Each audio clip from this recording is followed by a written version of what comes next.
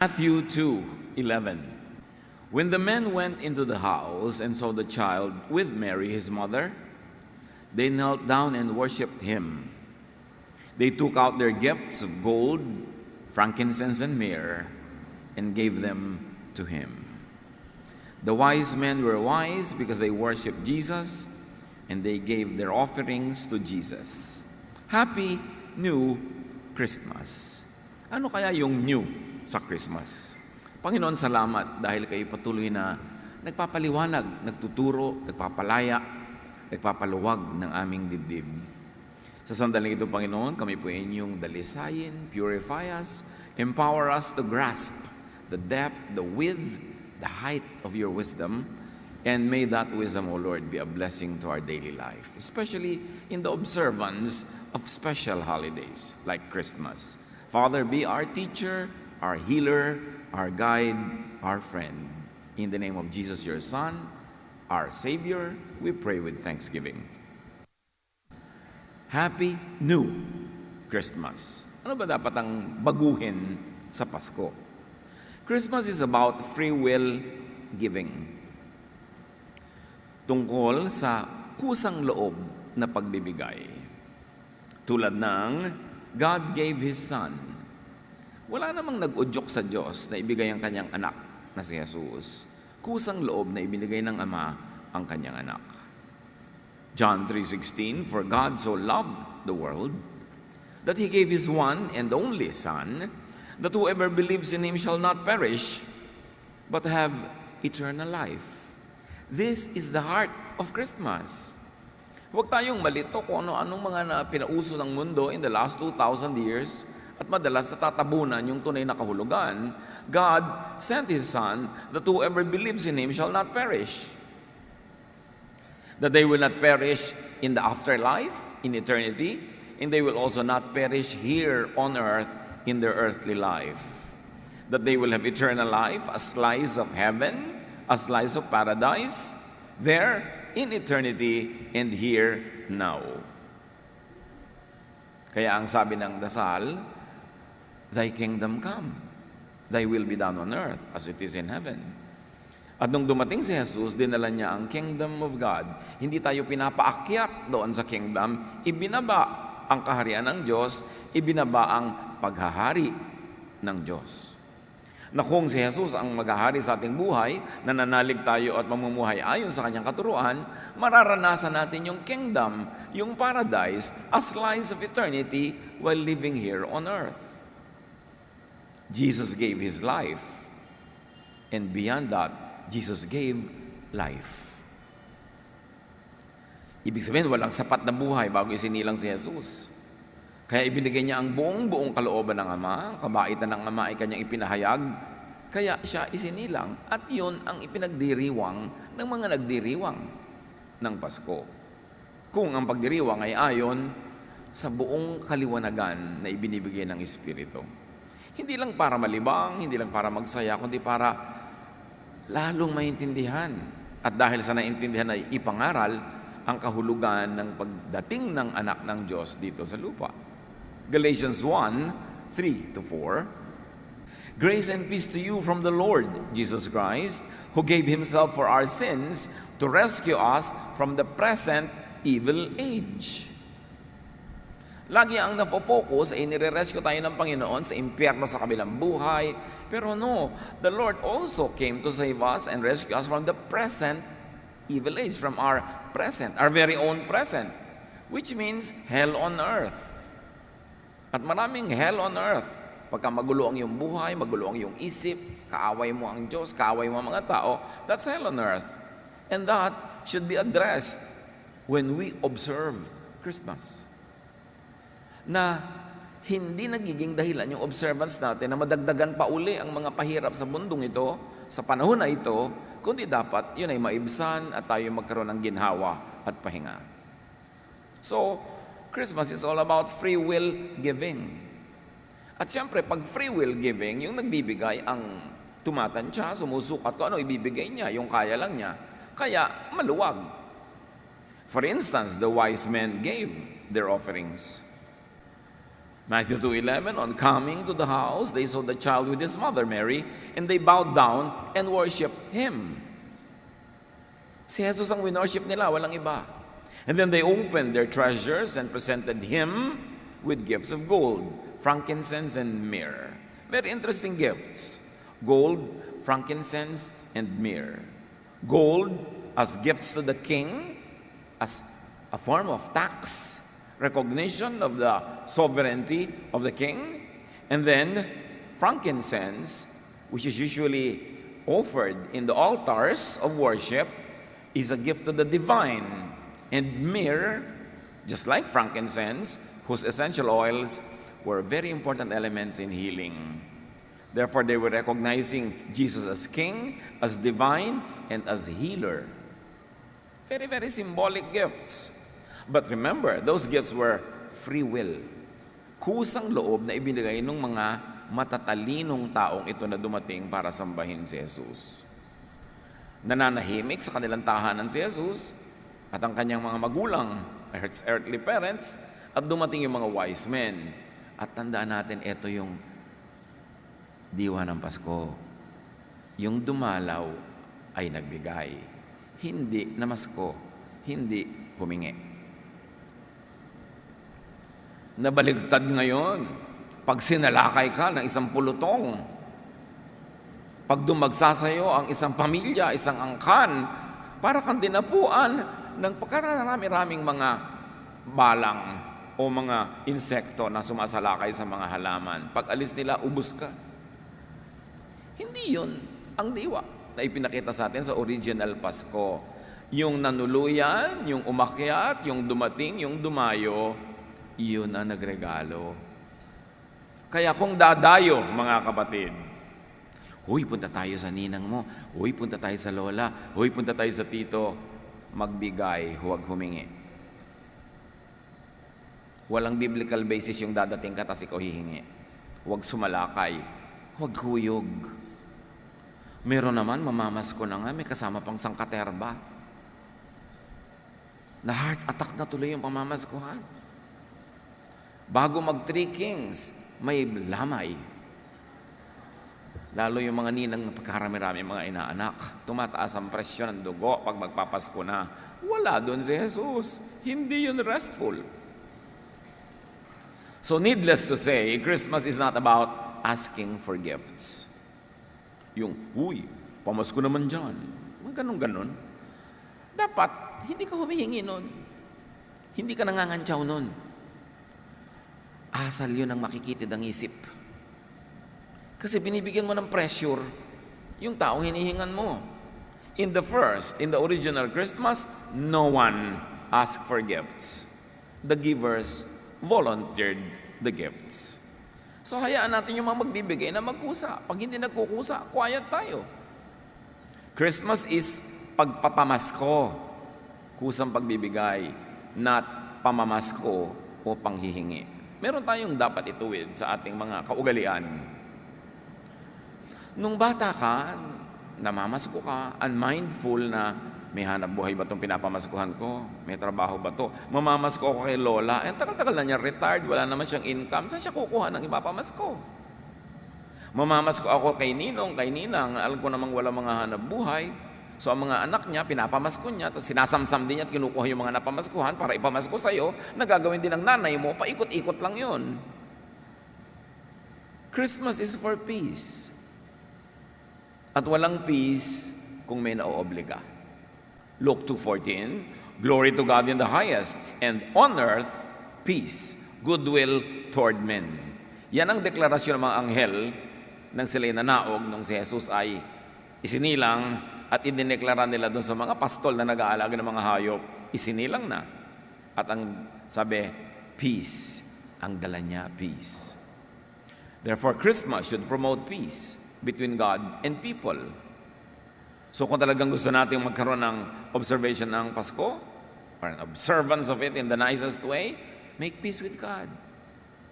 Isuko ang dapat isuko sa Diyos. Sundin ang kanya mga sinasabi. Make peace with God first. It is useless to celebrate when you are not enjoying peace with God. Peace through forgiveness and acceptance. Alam naman natin ang Panginoon, pag lumapit tayo pinapatawad. Pag humihingi tayo ng paglilinis, tayo nililinis. At tayo tinatanggap na walang patakaran. Enter into that spiritual realm this Christmas. If you are not yet in it. If you're already in it, wow, beautiful. Pero huwag tayong malibang sa mga panglabas na kahulugan lang ng Pasko. Una, makipagkasundo tayo sa Diyos. Makipag-ayos tayo sa Diyos. Which ang ibig sabihin lang naman ay sumuko tayo sa Diyos. Humingi ng tawad, maging masunurin. Pasko na yon, kahit wala ng iba. And peace through godly behavior that lets blessings flow. Pag makadiyos ang ating asal, ang ating pamumuhay, walang bara ang pagpapala ng Diyos, dadaloy ang kapayapaan at kasaganaan ayon sa Kanyang pagsusukat kung anong sagana para sa atin. At yun ang mahalagang kahulugan. Dapat yung meron mga ganitong holidays, you have enough time, enough quiet time, na pagmuni-munian, pag-isip-isipan ang iyong relasyon sa Diyos. Hindi sobrang busy, huminit ng ulo mo, nagalit ka na, lalo kang napalayo sa Diyos. Christmas should promote peace among people. Yan, goodwill to men, peace on earth.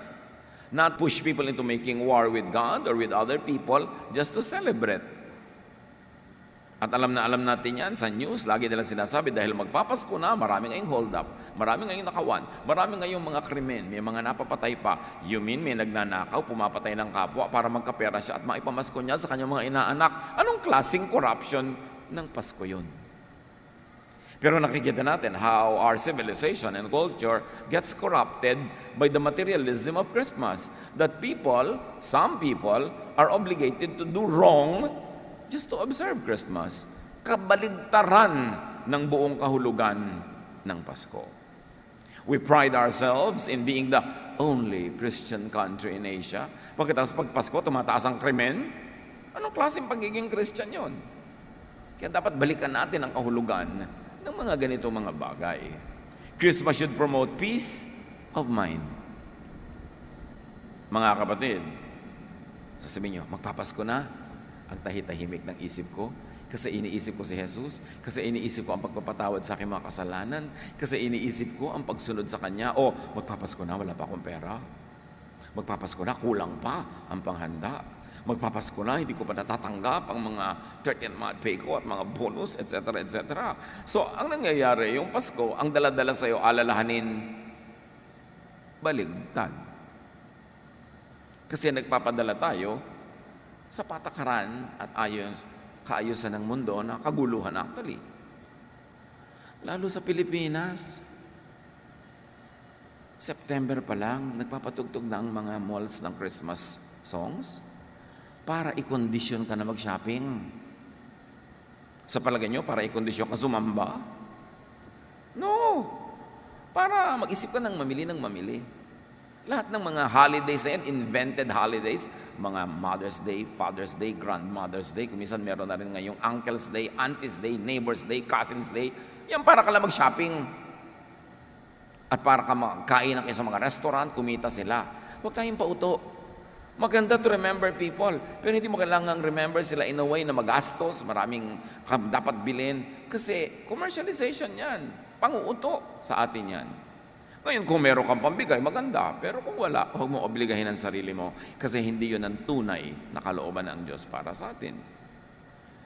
It should be peace of mind, not worry, not stress about expenses and activities.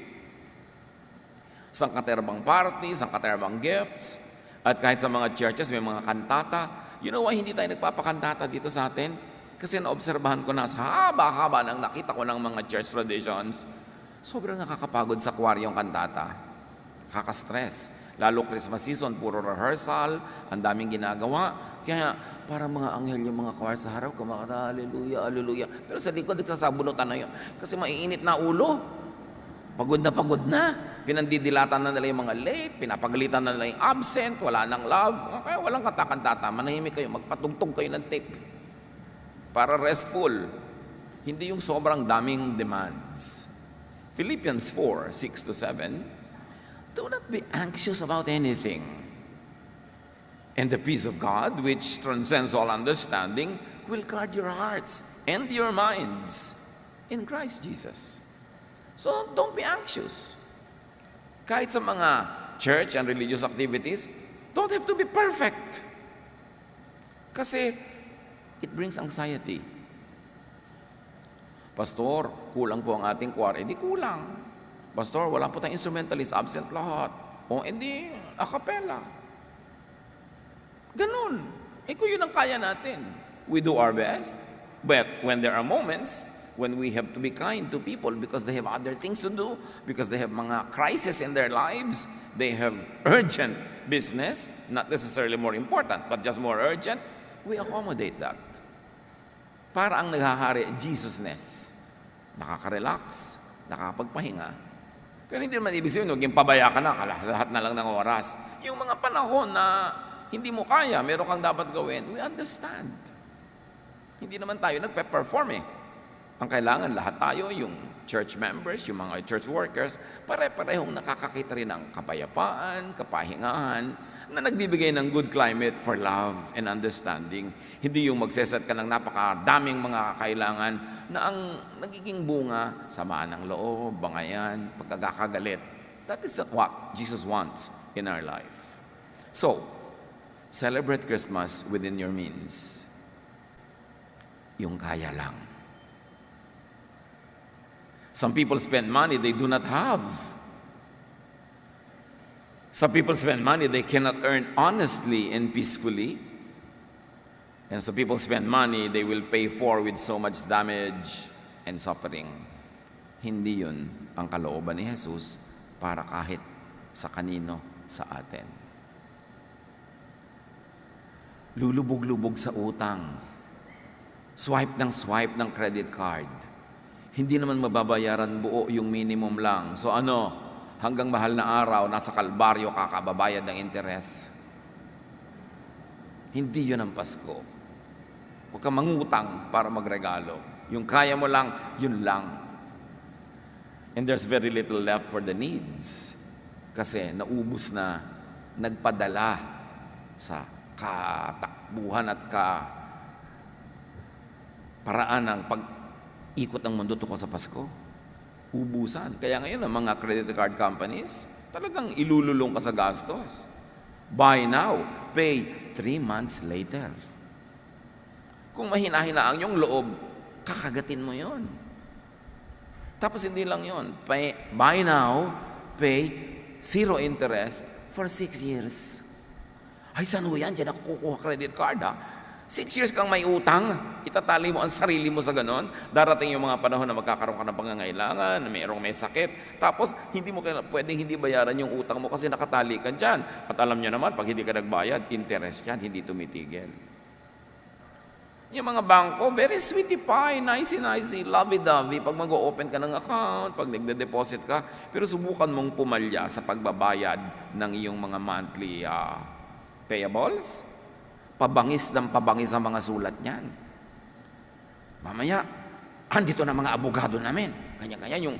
Yung bang para tinatakot ka na. Kung wala na yung sweetie pie, niceness. Tapos pag talagang hindi ka nagbayad, may mga ibibigay nila yan sa mga kolektor. Yung paglabas mo ng bahay mo, nakamotorsiklo yung tao, inaabangan ka doon. Huwag kayong utang ng utang, lalo kung hindi naman kailangan. Sana kung magpapagamot ka, mag-enroll ng anak, mga pwede yan eh. Although dapat naiiwasan pa rin. Pero para ka lang magregalo, magparty, mangungutang ka, that's the height of folly. Live within your means. That's the only way to have peace. That's the only way to have a quiet life.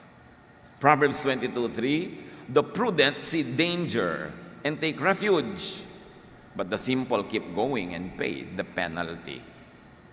Pag matalino ka, alam mo lahat yung mga traps na yan, ang mga nagpapautang, mga nagpapahiram, alam mo kung saan ang ending niyan. Sabing ganon, yung matatalino, malayo pa lang ang panganib, naaamoy na nila at sila'y umiiwas, kumukubli. Pero ang mga hangal, sugod ng sugod, tapos nagbabayad ng mahal.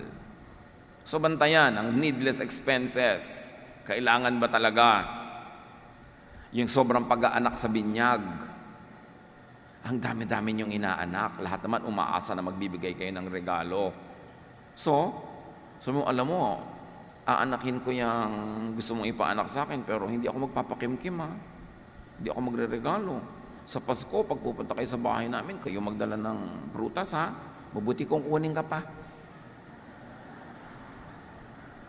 Huwag kayong laging oo ng oo. Hindi totoo yung, naku, malas tumanggi. Malas tumanggap. Yung tanggap ka ng tanggap. Di ba? Lubog na lubog ka na. Tapos, 50 years old ang inaanak mo, namamasko pa. Ang dami nating abuso. Huwag tayong ganun. Yung nakakapansin ka, lagi ka nalang taya. Marami ka tuloy unpaid loans. No. Jesus doesn't want this for you. Satan wants it for you. Because the devil comes to steal, kill, and destroy. Jesus came that we might have life, and abundant life, that is. Huwag tayong magpauto. Ang mga tunay na mananampalataya kay Jesus naninindigan to preserve their peace, their quiet life, and even their prosperity. At makontento tayo dun sa kaya lang natin. 1 Timothy 6:8-10, but if we have food and clothing, we will be content with that. Those who want to get rich or to be one day millionaires in spending fall into temptation and a trap and into many foolish and harmful desires that plunge people into ruin and destruction. For the love of money, or the things that money can buy, is the root of all kinds of evil. Some people, eager for money, have wandered from the faith and pierced themselves with many griefs. Marami mga tao na linlang, sobrang gumastos, sobrang humilig sa pera, humilig sa gastos, nalalayo sila sa Diyos. Nalalayo sa mga itinuturo ng pananampalataya at yumayakap sila sa napakaraming mga lungkot at problema. After all honest and hard work, be contented with what you have, with what you receive, and especially with what you can give. Kung minsan na-obliga tayo, na-emotional blackmail tayo, mapaligaya lang natin ang lolo't lola, magulang, anak, kapatid, asawa, kung sino-sino, hanggang magkalubog-lubog na tayo sa utang. Hindi yun marapat. Yung kaya lang natin. At huwag natin konsintihin ang ating mga kamag-anak na laging umaasa ng napakalaking mga bigay natin, napakalaking mga pamasko na hindi na natin kaya. Kailangan yung sa makatotohanan lang. Huwag maging obligadong Santa Claus. Si Santa Claus ay guni-guni. So huwag kang maging isang guni-guni. Kailangan makatotohanan. Hebrews 13:5, keep your lives free from the love of money and be content with what you have, because God has said, never will I leave you, never will I forsake you. So yun ang ating Pasko, the presence of God in our lives. Ngayon, kung may idinagdag ng mga additional this and that, salamat. Pero kung wala, sapat ang pagkakakilala natin sa Panginoong Yesus para matuloy ang Pasko. Jesus is the heart of Christmas. Lagi natin ito sinasabi, pero gawin natin totoo sa ating practice, hindi lang sa isip. Do not play along with the system. Huwag tayong magpadala sa mga kanta, kung ano-ano mga requirements para magkaroon tayo ng Pasko. Romans 12:2, do not conform to the pattern of this world. Huwag kayong makiayon sa takbo ng mundong ito. Huwag makiuso. Ang mga anak ng Diyos ang dapat nagpapauso ng tama, hindi nakikiuso sa mali, sa excessive, sa nakakapagpahirap, nakakapagpasikip ng dibdib. Colossians 2:8, see to it that no one takes you captive through hollow and deceptive philosophy, which depends on human tradition rather than on Christ. Kay Kristo dapat nakabata yung ginagawa natin, hindi sa makaugalian ng tao. Do not be pressured to give gifts beyond your means. 1 John 3:8, the reason the Son of God appeared was to destroy the devil's work. You see?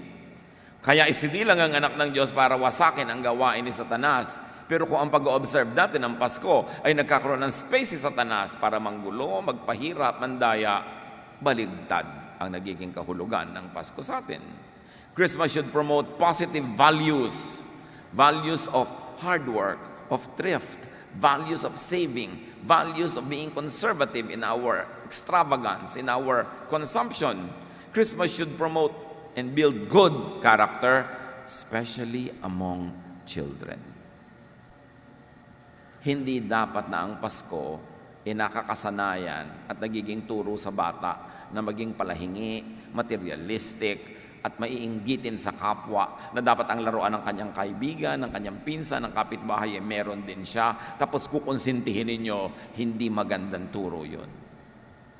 Turuan, sanayin ng mga bata sa essential Christmas, not sa materialistic Christmas.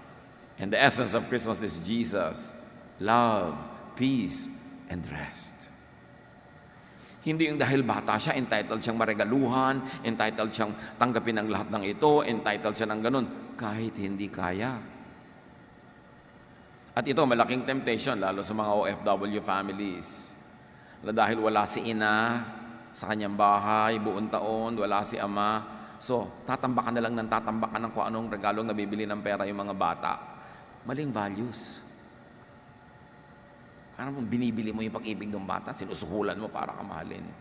Kaya kung minsan, pag nagbabakasyon nga yung mga magulang, buwan lang sa isang taon, hindi mapagalitan yung anak, hindi mapalo. Kasi isang taon na nga siyang wala, ayaw pa niya ang maalala niya, yung palo, yung galit. Pero ano ba ang bumubuo ng ating pagkatao? Kayong mga may edad na magagaling sa buhay, matatalino, di ba yung pagdidisiplina ng mga magulang at lola natin ang bumuo ng ating pagkatao? Hindi yung pangungonsinti ng mga konsentidor natin mga kamag-anak. Dapat nating balikan yung mga ganong values. Proverbs 22:6, start children off on the way they should go. And even when they are old, they will not turn from it. Bata pa lang ituro ang tama. Pag yun ang kinalakihan, pagka sila ay dumating na sa kanilang middle age, even in their late youth, pagod, yung mga pagod mo sa pagtuturo, pahinga ka na kasi naituro mo na eh. Automatic, magiging gano'n na sila. Hindi na sila maiiba pa kahit kailan. Pero hindi ka nagturo ng tama sa bata, hanggang tumanda yan, pagod na pagod ka dahil hindi siya nagmamature. Teach children to give, not just receive. Siyempre, bibigyan din natin sila ng gifts kasi talaga namang maganda sa bata yung Pasko. Pero turuan natin silang huwag lang tanggap ng tanggap. Teach them to give. Teach them to save, to be able to give. Teach them to be happy to give and to be happy to receive whatever the giver can afford. Ang mga bata, lalo't nag-aaral sa eskwela, binibigyan natin ng baon, binibigyan natin ng allowance. Maganda yung may alkansya ka dyan, kung anumang form of alkansya yan, kaya electronic yan, o literal alkansya, or primitive alkansya. Maganda sinasabi mo sa bata, January na anak, mag-iipon tayo ng pamasko sa ninang mo, mag-iipon tayo ng pamasko sa lola mo, mag-iipon tayo ng pamasko sa tita mo. So ito yung mga alkansya, maghuhulog ka dyan, yung mga hindi mo nagasto sa weekly allowance mo. Pag naghulog ka ng piso, tutumbasan ko anak ng 10 pesos. Tapos iipunin natin yan. At kung ano ang abutin yan sa Pasko, ipagre-regalo natin. Gusto mo bang ipag-ipon ng lola mo? Ay, ayoko po. Ay, no, maganda pag-ipon ng lola kasi ang lola ang nagpanganak sa akin tapos pinanganak kita. So, yung lola mo, re-regaluhan natin. Hindi, anak, malapit na ang Pasko, babakalan natin ang lola mo. Diba? Yung dapat tipak ang makuha mo sa lola mo. Ang ituturo mo sa kasakiman. Ang ituturo mo, paghingi. Baligtad. So, habang dumadami ngayon yung iniipon niya, na-excite siya, wow, malapit ko na maibili ang lola, malapit ko na marigaluhan ng tita. Ano yung tinuturo niyo sa kanya? To be a giver. Pero siyempre, bibigyan din natin siya. Pero hindi lang siya tanggap ng tanggap. Kasi yung tanggap ka lang ng tanggap, akala mo gano'n ang buhay. Hindi mo alam yung totoo na marami ka rin dapat ibigay. So, hindi balance ang utak niya. Lalaki siya na entitled. Pag may problema siya, solvein mo. Pag meron siyang utang, bayaran mo. Pag meron siyang nasira, buuin mo. Ganoon ang mga batang pinapalaki natin na tanggap lang ng tanggap. Give meaningful and helpful gifts to children. Hindi lang yung uso. Yung mga uso, kung ano-anong mga nonsense na mga regalo, huwag kayo sumali doon. Kung bibigyan nyo yung bata, yung nakakapagpayaman ng kanyang isip. Kung bibigyan niyo siya ng laruan, yung may kalaro siyang kapwa-bata, hindi yung nag-iisa lang siya sa kwarto, nakakulong maghapon, laro ng laro doon. Anong klaseng ugali ang ituturo niyo sa kanya? Nakahiwalay sa kapwa-tao, nabubuhay na ang kasama, gadget? Ano siya, robot? Pag-isipan natin ang mga nireregalo natin sa mga bata. Yung initial happiness nila na natanggap nila yon, maaari tayong nagtatanim sa kanyang ugali ng isang hindi magandang patutunguhan. Mag-isip-isip. Christmas should not be misused to promote oppressive materialism. Na nagdadabog yung bata, nag-iiyak pag hindi mo na ibigay yung laruan na katulad nung sa kapitbahay niya. Alam nyo na ang buhay hindi pantay-pantay. So kung talagang hindi pantay ang economy nyo sa kapitbahay, huwag nyong pantayan kasi hindi nyo kaya. Sabi natin, anak, meron siya nun kasi marami sila extra pera. Tayo, walang ganon. Kaya yung meron na lang tayo, yun ang enjoyin mo. Yun ang katotohanan natin. Kailangan turuan ng mga bata ng ganon. Luke 12:15, be on your guard against all kinds of greed. Life does not consist in an abundance of possessions. Hindi doon nadadala. Christmas should not promote uncontrolled consumption. Proverbs 21:20, the wise store up choice food and olive oil, but fools gulp theirs down. Ang bahay ng matalino'y napupuno ng kayamanan, ngunit ang lahat ay winawaldas ng taong mangmang. Hindi kailangan lahat bilhin at enjoyin sa isang araw lang o isang linggo. Tapos ang tagal-tagal nyo na naman na deprived. Kailangan naka-budget. May konti kang observation na extra special kasi holiday, pero hindi mo ubusin lahat. Sabi nga ng matatanda, ubus-ubus biyaya, bukas nakatunganga. Christmas should not promote wasteful practices. Simpleng-simple na lang, excessive gift wrapping. Yung may ribbon na, pagkatanggal mo, mayroong pambalot. Pagkatanggal ng balot, may kahon pa, takot-takot ang tape at stapler.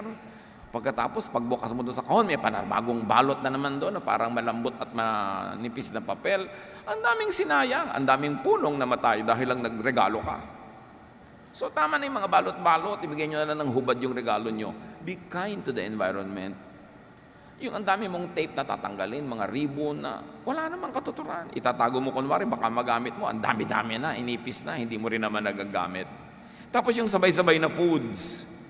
Mga kapatid, kung mahilig kayo magregalo ng pagkain, huwag nyo na iregalo sa Pasko kasi yung reregaluhan nyo, siguradong marami na rin nagbigay doon, nagkaluma-luma na, nagkapanis-panis na. So, ibigay nyo na lang sa mga panahon na palagay nyo, wala na siyang pera, wala siyang makain. You can space that. You can say sa Abril, oh, ito yung Christmas gift ko sa'yo. Abril na. Kung binigay ko ng Pasko, di mo ma-appreciate, sabay-sabay. Di ba?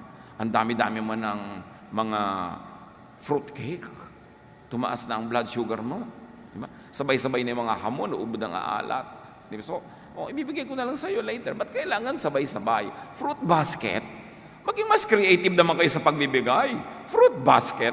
Gano'ng karaming pinya ang kaya niyang kainin sa Pasko? Wala namang pinya sa Pasko. Ang dami-dami ng apple, aanin niya lahat sabay-sabay. So kailangan, maging matalino naman tayo. Walang basta makapagbigay. Kailangan ba niya to talaga ngayon? And Christmas should not promote Jesus symbols and symbolisms. Yung mga Christmas symbols sa walang kinalaman kay Jesus, sa kaligtasan, sa kapayapaan, i-review natin kung kailangan talaga natin yon. Halimbawa, yung mga Christmas tree, ang dami-dami nagko-comment yan, hindi daw maka-Jesus. So what did we do? We redeemed the Christmas tree. Ang dami natin mga Thanksgiving trees. O may tree pa rin, may ilaw, masaya pa rin. Pero ang nakasabit, mga hugis pusong papel, nakasulat ang pasalamat natin sa Diyos sa blessing na tatanggap sa buong taon. O din na-redeem natin yung Christmas tree. Tama na yung mga reklamo tungkol sa Christmas tree. It's a very Jesus tree. Because it's full of Thanksgiving. So, ano ibig sabihin ng Happy New Christmas? A happy new way of celebrating Christmas. Huwag mamasko unless invited. Pag sinabing, uy, sa Pasko, punta kayo sa amin. Oh yes. Pero unless you're invited, be scarce. Hindi nyo kailangan dumating kasi magiging stress kayo sa daratnan. At kung darating kayo, surprise, namamasko kami, dalhin nyo ang pagkain. Surprise, dumating kami. Wala bang makain dito? Wala bang mainom dito? Gutom na kami, ang traffic. Hindi naman kayo inaasahan, tapos darating kayo na may empty stomach na dala. Anong gusto nyo? Be a blessing if you would come to people. At least yung kakainin yung grupo ninyo, dali ninyo. Para kung wala silang pagkain sa bahay, naging blessing kayo. Sobrahan nyo pa para mapakain sila. So be a blessing this Christmas. Huwag maging stress. Magpapasko only within your relaxed and peaceful means. Huwag kayong magpa-stress. Ito lang ang kaya ko, yun lang. Period. At kung gustong magpapasko, hindi ko naman kayo pinipigil na magpapasko. Pinipigil ko kayong mamasko. Pero gusto niyo magpapasko, you can slowly and progressively save. Ang daming sale sa isang taon, siguro 3 o 4, doon kayo mamili ng pamasko. Sasabay kayo sa Christmas rush, ang mahal lahat, ang haba ng pila, kung ano-ano pa. Why stress yourselves? At meron akong tip sa inyo mga kapatid, mamili kayo one day after Christmas. Bagsak lahat ang presyo. Sale. Sale. So, Pasko, huwag mo na kayong pakita.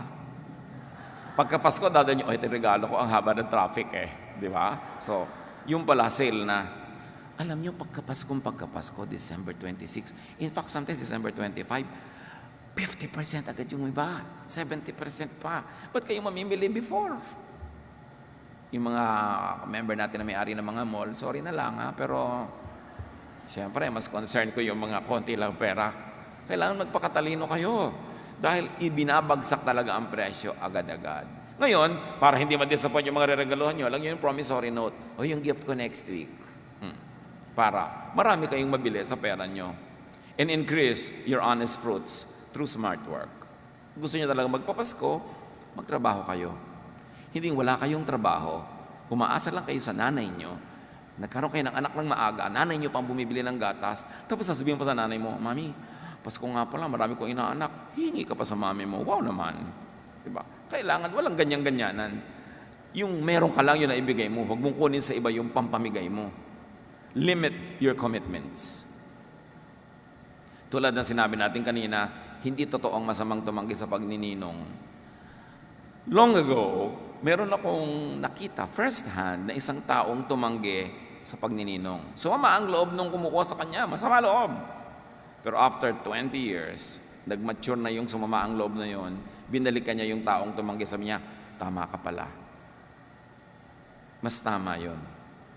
Sa hindi kailangang oo ka lang ng oo, hindi mo lang kayang pangatawanan, o kaya magiging stress lang sa buhay mo.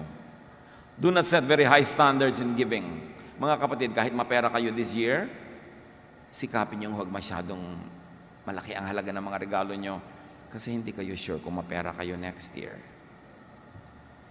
O kaya kung gusto niyo magre-regalo ng medyo talagang may halaga financially, sabi mo, alam mo, ngayong taon lang ito medyo na meron tayo, pero hindi ibig sabihin next year ganito pa rin. Magbigay na kayo ng babala. Kasi ang mahirap sa binibigyan, ngayong taon na ito, next year aasa na mauulit yon. Kaya meron ka dapat babala. Kahit sa iyong mga mayaman moments, huwag kang sobrang galante kasi hindi mo sure kung laging magiging ganon ang iyong pamumuhay. So decrease or limit and stop giving gifts when your resources decrease or run out. Ngayong taon na ito, wala talaga kayong pera, huwag kayong magregalo. Hindi nyo kailangan ituloy ang tradisyon kung nakakapagpahirap na yun sa inyo. Do not be oppressed by image. Yung may image ka na Santa Claus, may image ka na galante, sa ngayon wala kang pera. Di wala. Dapat sa totoo lang tayong mabuhay. And recipients, mga tagatanggap, set your givers free. Pwede nyo na sabihin, ay ninong, may trabaho na po ako, salamat sa mga naging gifts yun noon, pero pwede na kayong tumigil at sisikapin kong mabaligtad. Ako naman na magre-regalo sa inyo. Narito po ang isang panyo. Diba? So, baligtarin mo naman, hindi ikaw laging tatanggap. And set your givers free from your pressure. Sa mga pamilya, kumisan, medyo maganda ang hanap buhay ni kuya, siya ang taya last year, pero pakiramdaman nyo, baka hindi masyado ngayong taon na to, pwede mo sabihin, kuya, hindi mo na kailangan taya ngayon kasi parang hindi naman malakas ang kita mo ngayong taon na ito, di kung ano na lang ma-afford natin. Hindi ko mo may napasubo na ng 1-2 beses, magiging habang buhay na niyang role yun. We should set people free and purpose to reserve the flow if you are a recipient and be a giver as soon as possible. Reinvent Christmas giving and celebration.